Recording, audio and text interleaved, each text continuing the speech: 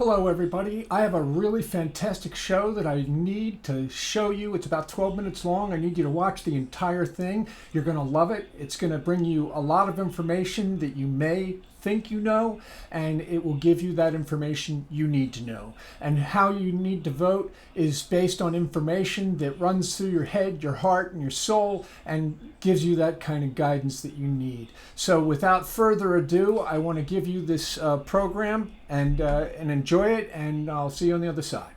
It depends if the Lord Almighty comes out and tells me that, I might do that. If God doesn't stop off in the Oval Office, could more gaffes cause Biden to think again? At a rally in Wisconsin yesterday, he made a slip about what year it was. I'll beat Donald Trump. I will beat him again in 2020. A minor mistake, but the more frequent, the more major they become. 5 Democrats in the House are calling for him to step aside. Major donors are threatening to withhold funds, and a Washington Post report suggests that one senator is trying to get a group together to stage an intervention. But what are these supporters saying? I was happy to see Joe Biden back in his old form, fired up, full of energy. Unless something changes dramatically, he is the man for me. What I would really like to see is that Joe step down and give it to Kamala, and there'll be an open convention. That idea of Vice President Kamala Harris being the new nominee is coming more and more to the fore, with the Democratic convention in Chicago next month. But that in itself is not so simple, not least because it would require a still resolute Biden to step aside. Both know that the next few weeks are crucial for their party and for the Republic. What these two decide is anyone's guess. All over the U.S. have been bracing for an influx of migrants that appears to be well underway, and many from coast to coast are finding they don't have the resources to handle all the demand. And that includes right here in Chicago. Casey Cronus continues our team coverage live from the city's South Shore neighborhood. Natalie and Anthony, South Shore neighbors are pushing back against the city's plan to house several hundred migrants at the former and now vacant South Shore High School. They tell us they have now filed a lawsuit against the city in an attempt to halt that plan. Located at 76th and Constance, the city is eyeing the building for another migrant respite site. This as officials have run out of room to house migrant families, many who are still sleeping on the floors of local police stations. If their plan goes through, the school would become a site where migrants could temporarily sleep, eat, and shower. But many residents aren't happy about it and made that clear during a meeting last week. And in about 30 minutes, they'll once again gather at the school to protest the city's plans.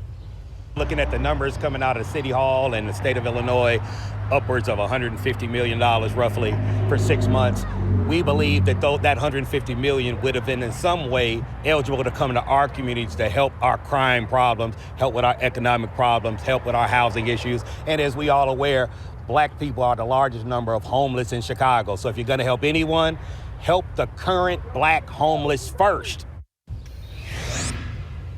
And many of those residents have already started to gather here outside of the school. Again, that rally to start in about 30 minutes. We have reached out to the city's legal team for their response. We're kind of obsessed with this graph. It shows the percentage of Americans who say immigrants strengthen the United States. We're all familiar with this end. Republicans and Democrats can't agree on anything. But what was happening down at this end? How did we start so close and get to, well... Build that wall. Build that wall. Well, that's what this video is about. The path to political polarization. This dramatic split has left the American immigration system in disarray. And understanding how we got into this mess might just help us find a way out. To start, let's go back to a moment that might seem totally unimaginable today. These are good people, strong people. It's 1980, and the two Republican frontrunners are having a debate. Rather than talking about putting up a fence, why don't we work out some recognition of our mutual problems? We're creating a whole society of really honorable, decent, family-loving people. Wait, what? Yeah. The top two Republicans are basically having an empathy competition. Empathy for immigrants, that is. I think the time has come that the United States and our neighbors should have a better understanding and a better relationship than we've ever had. And this was pretty normal at the time.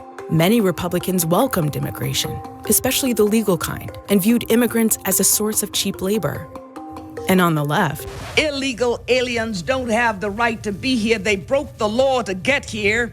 They never intended to become a part of our social community, and they are not entitled to benefits.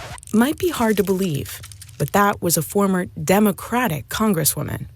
Democrats often said things that might sound totally bizarre today. They have no intention to integrate. The jobs they hold might otherwise be held by citizens or legal immigrants. The public service they use impose burdens on our taxpayers. Who compete for housing, who compete for classroom space. Sure, there were some sharp divisions within each party, but time and again, the winner was bipartisanship. This bill says simply, those wishing to immigrate to America shall be admitted on the basis of their skills. This bill is the most comprehensive. It is the most comprehensive reform of our immigration laws in 66 years. So for the last part of the 20th century, both parties and their voters were largely in lockstep. It helped that immigration wasn't such a big deal yet. But then, look what happened. So what caused this split? Yeah, 9/11 was a factor. But more important was the fast-changing nature of immigration itself. The number of foreign-born people in America has quadrupled since the 1960s. The immigrant population was booming, and it was looking less like this and more like this. But it wasn't just who was coming, it was where they went. For years, immigrants were concentrated in just a handful of states. But from the 1990s through the 2000s, immigration went from being a regional issue to a national issue. In these states, the immigrant population at least doubled.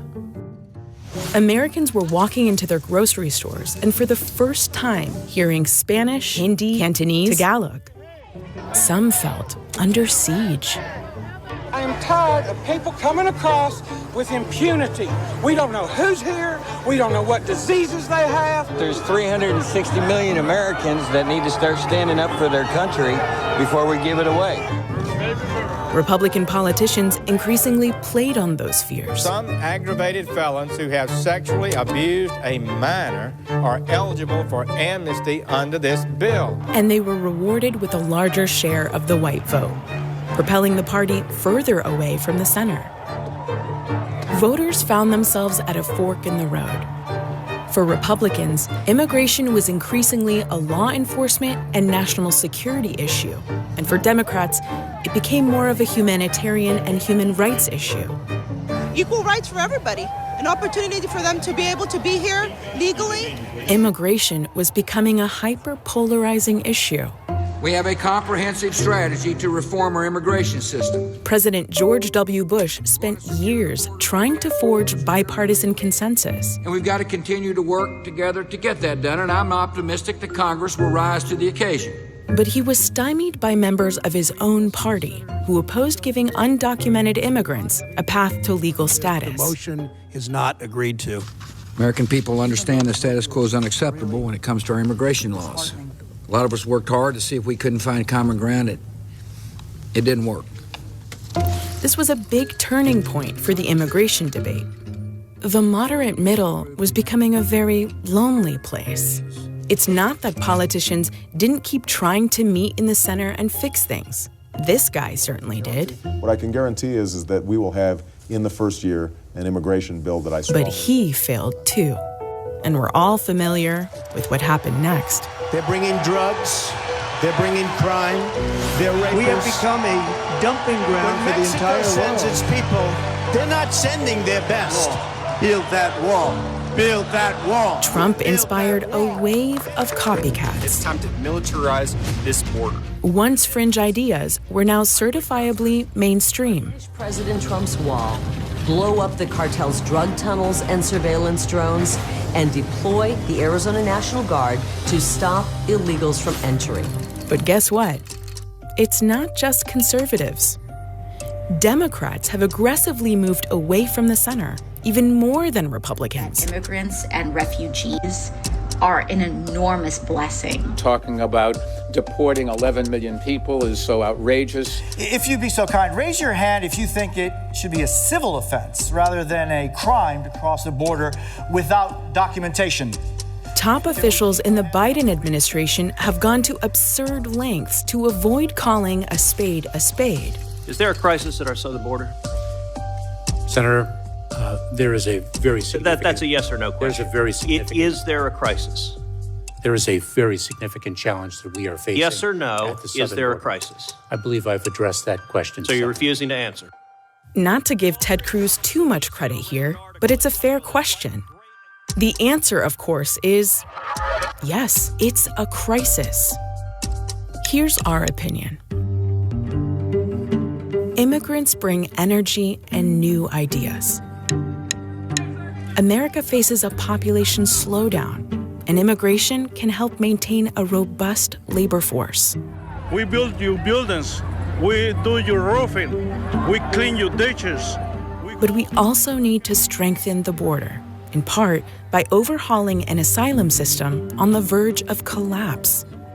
The immigration system is broken, but we can fix it if there was only the political will. Why don't we work out some recognition of our mutual problems, make it possible for them to come here legally with a work permit?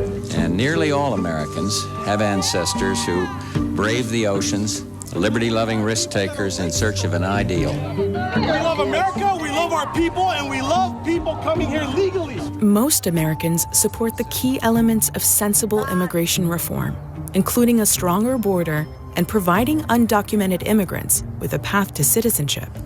But as long as politics and emotion continue to eclipse reason, bipartisanship, sadly, will remain a thing of the past.